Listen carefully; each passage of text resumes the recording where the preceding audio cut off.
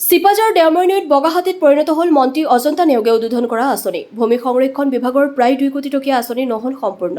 খেতিপথাৰত পানী যোগানৰ নামত অঞ্চলটোত থকা মৰনৈটো উন্নয়নৰ নামত 2023ত উদ্বোধন কৰা হৈছিল এই আঁচনি। মৰনৈটো নিৰ্মাণ কৰা কেইবাটাও বান্ধ হৈ ৰ'ল আধৰুৱা। ফলত ভৰ বাৰিষাও পানীৰ অভাৱত পথাৰত নামিব পৰা নাই কৃষকসকল। আনহাতে আঁচনিৰ ৰূপায়ণত অনীতি অনিয়মৰ অভিযোগ স্থানীয় কৃষক ৰাইজৰ। বিধায়ক পৰমানন্দ ৰাজবংশীৰ নিজৰ ঠাইতে আঁচনিৰ ৰূপায়ণত এনে অনিয়ম অৱহেলাৰ বাবে ক্ষোভিত স্থানীয় ৰাইজ। বিভাগ আৰু ঠিকাদাৰ মিলি আঁচনিৰ ধন আত্মসাৎ কৰাৰ অভিযোগ আনিছে ৰাইজে। 2 বছৰে অৰ্ধনিৰ্মিত অৱস্থাতে থাকিল মৰনৈ আঁচনি, যাৰ ফলত ৰাইজে এতিয়া জাঙুৰ খাই উঠিছে। Sipajhar AIN live.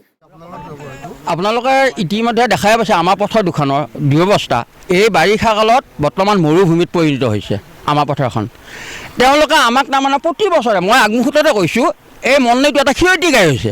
বছৰি কিন্তু বহু কোটি কোটি টকা আহে অলপ কাম কৰিলে, আৰু কাম কৰা যদি 4 লাখ টকা, ঘৰত সোমাই 10 লাখ টকা। এনেকুৱাকৈ আমাক মানে খাখৰ পৰা ৰাইজক তাৰমানে ঠগাই আছে। আপোনালোকে চাওক, এই মৰনৈ বাৰত বহুত পুৰণা গাছ আছিল, সেই গাছবিলাক আজি নোহোৱা কৰিলে, যাৰ ফলত নেকি আমাৰ হালৈ ৰোৱনীয়ে ইয়াত ৰুব নোৱাৰে। ইতিমধ্যে 26ৰ বিধানসভা আহি আছে, তেওঁলোকে কিন্তু আমাৰ প্ৰত্যেকৰ ঘৰে ঘৰে আহিব, সেই সময়ত কিন্তু আমি প্ৰত্যুত্তৰ দিম। আমি ডেমনেশ্যন আমি গাঁৱৰ ৰাইজে দিম, তেতিয়া ডেমনেশ্যন হ'লেও আমি এটা গাঁৱৰ ৰাইজত দিম, আমি গাঁৱত তেওঁলোকক মাতি আনিম। গতিকে এনেকুৱাকৈ যদি আমাক প্ৰত্যেকবাৰে ঠগাই থাকে, আমি কৃষকখিনি কি কৰিম? আপোনালোকে এতিয়া চাওক, এই আজি বাৰিষা সময় হ'লে ইতিমধ্যে কিছু ঠাইত মানুহে মাটি ৰোৱা আৰম্ভ কৰিছে।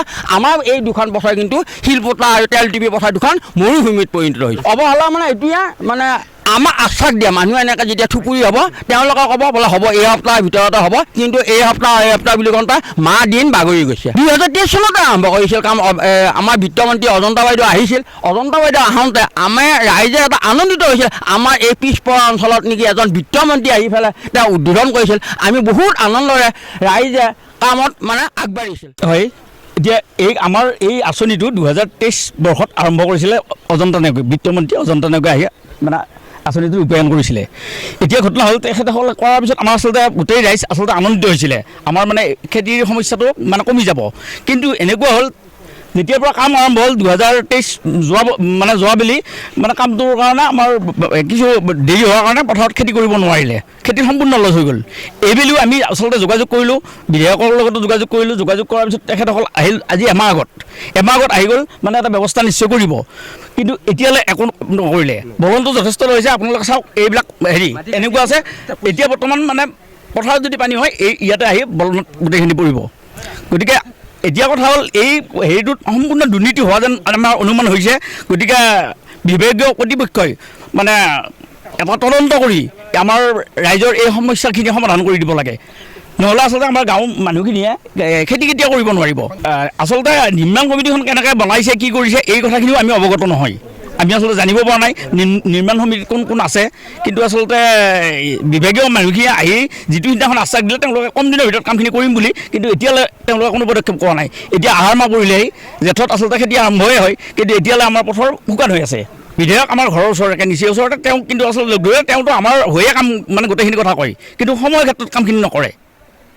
মানে তেওঁ নিশ্চয় এই ক্ষেত্ৰত যদি আগবাঢ়িলেহেঁতেন, নিশ্চয় বিভাগীয় কৰ্তৃপক্ষ মানে আগবাঢ়ি আহিল হয়। এতিয়া তেওঁ হয়তো আমি হেমাহিয়ে দেখিছোঁ, পথাৰখনৰ প্ৰতি হয়তো গুৰুত্ব কম, সেইকাৰণে আমাৰ আচলতে ৰাইজে যথেষ্ট ঠগ খাইছে। স্বয়ং বিধায়কৰে সেই ওচৰতে মাটি, তেওঁৰো মাটি আছে। অকল আমাৰ খাখাপাৰা, ৰাইকাবাৰী, কুমাপাৰা, দেওমৰনৈ, খাখাপাৰা, গকুপাৰা নহয়, গোটেই মানুহ মাটি আছে এই দুখন পথাৰত। এতিয়া পাটিৰ ৰঙতে এখৰা আছে, এয়া পাটিৰ ৰঙৰ নহয় অৱশ্যে, এইখিনি আমাৰ খাখাপাৰা, সেয়া পাটিৰ ৰঙৰ, সেইখিনি হ'ল পাটিৰ ৰঙৰ। এতিয়া চবে কৈছে এইটো দুৰ্নীতি যেনে যেনে চলিছে, 2 বছৰ যদি কিয় নহ'ল, একচুৱেলি ৰাইজত টকা নিদিলে নেকি অনন্তা নেওগে, দিল্লীডোখৰ হ'লে হয়।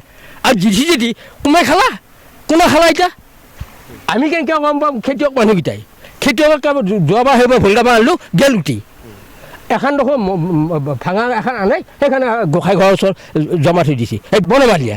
সেই আৰু এইটো থিয় হৈ থকাখিনি চাক, এইটো কাটি দিছে, এবাৰ পানী আহি এটা পৰে, এইটো চাওকচোন।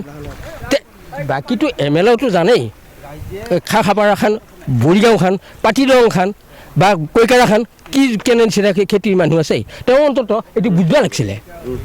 একেবাৰে গুৰুত্ব অলপমানো নিদিলা, অকণমানো নিদিলা। আৰু সোধক এই ৰাইজক দিছে নেকি? দিছে যদি আজি 2 বছৰ এনেকৈ ধান নাথিল হয়, 1, 2, 3, 4 4টামান এটাও গিলিয়ান নাই এই প্ৰশাসনকনো কি ক'ম উপায় নাই এতিয়া আৰু ক'বা আছিল বোলে কুলেন হাজৰিকা নে কিবা বোলে নাই একদিনো দেখা নাই কুলেন হাজৰিকা নে কোনোবা মহন্ত এনেকৈ কৈ দেখুৱায় কিন্তু আমি একদিনো দেখা নাই অঁ তেনেকুৱা হ'ব পাৰে কিন্তু আমি মানুহজনক দেখা নাই একদিনো দেখা নাই যিকোনো খবৰ আৰু বিজ্ঞাপনৰ বাবে যোগাযোগ কৰক 7896121996 লগতে 7002537271